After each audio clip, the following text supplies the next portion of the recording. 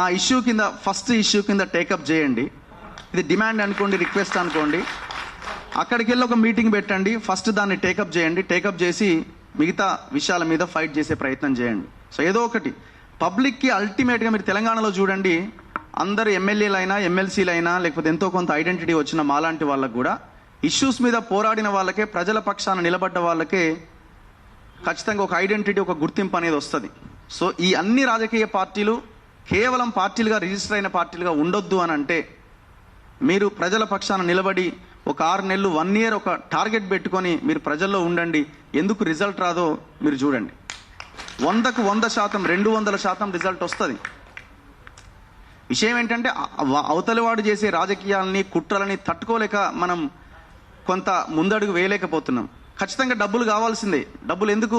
ఇప్పుడు చాలా మంది అంటుంటారు రూపాయి లేకుండా రాజకీయం చేయలేమని. అరే నీ వెనకాల ఒక కారు, నువ్వు కారులో తిరగాలన్నా, నీ కారులో 4 కూర్చోవాలన్నా, వాళ్ళకి తిండి పెట్టాలన్నా మినిమం అమౌంట్ అవుతుంది. సో అది ప్రజల దగ్గర నుంచి తీసుకోవడమా, ఏదో ఏ రకంగా నిజాయితీగా దాన్ని మొబిలైజ్ చేసుకొని ఎట్లా రాజకీయాలు చేయాలన్న దాని మీద ఆలోచన చేసే ప్రయత్నం చేయండి. సో అప్పుడు మాత్రమే మనం సక్సెస్ కాగలుగుతాం.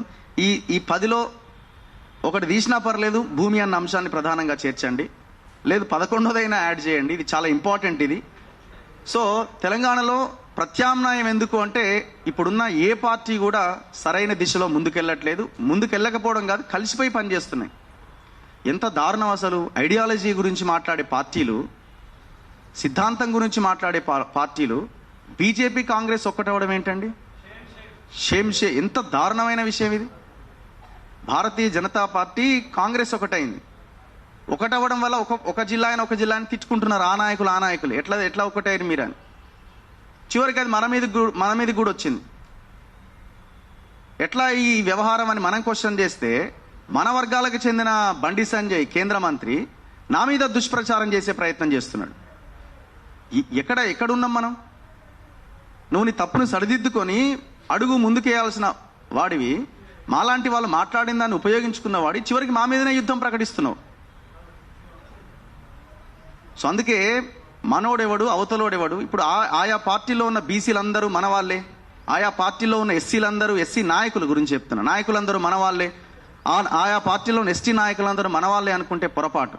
కొంతమంది చెంచాలు కూడా ఉంటారు, వాళ్ళని మనం కనిపెట్టి ముందుకు వెళ్లాల్సిన అవసరం కూడా ఉన్నది. ఏం చేయగలుగుతాడు బండి సంజయ్? నన్ను ఏం చేయగలుగుతాడు? నీ పార్టీలో ఉన్న వాళ్ళ నాయకులను తిట్టినట్టు కాదు కదా ఇక్కడ. మీ సేనలు మమ్మల్ని పీకేది కానీ చేసేది కానీ ఏమీ లేదు. సింపుల్. ఎందుకు మాట్లాడాల్సి వస్తుంది అని అంటే, ఇంత కష్టపడుతున్నాం. మార్నింగ్ నుంచి నైట్ వరకు మేము ప్రజల పక్షాన నిలబడి, ఎక్కడి ఖమ్మము, ఎక్కడి ఆదిలాబాదు, ఎక్కడి జిల్లాలు, ఎక్కడి తిరగడాలు, మళ్ళా విపరీతమైన తీవ్రమైన అలిగేషన్స్. వీడు ఇంత సంపాదించు, అంత సంపాదించు, వాటితో డీలు, వీనితో డీలు. అరే భూమి గురించి మాట్లాడితే డీలు. మీరు మాట్లాడరు, మీకు చేత కాదు. అడుగు పెట్టిండ ఎవడైనా ఒక భూమిలో? 340 ఎకరాల ఒక భారీ వెంచర్లో మేము అడుగుపెట్టి వాడి లెక్క మొత్తం తెలిస్తే వాడి వాళ్ళ దాదాపు 500,000 కోట్ల రూపాయలు నష్టపోయిండు. వాడు చెప్పుకుంటున్నాడు ఇంత నష్టమైంది నాకని.